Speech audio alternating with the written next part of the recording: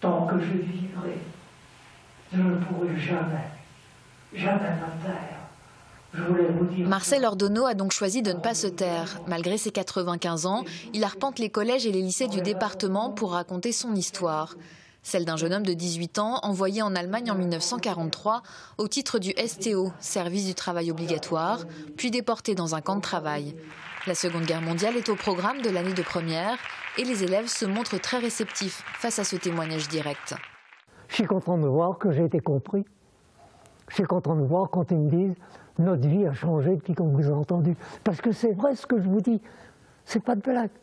Sans arrêt, les messages, c'est ça. Je leur dis tout simplement « soyez naturels, dites ce que vous pensez et parlez avec votre cœur et non pas avec les slogans qui sont colportés ici ou là ».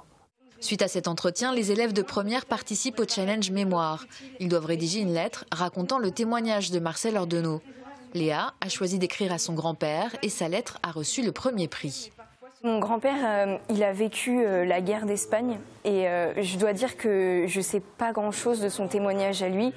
Et je crois que je vais envoyer cette lettre à mon grand-père pour qu'après il puisse me dire ce qu'il a vécu lui. Cette année, des combattants de la guerre d'Algérie sont également venus échanger avec les terminales et les enseignants sont preneurs de ce genre d'intervention. Alors ce que ça apporte à mon sens, c'est qu'on a là accès à un témoin direct des événements.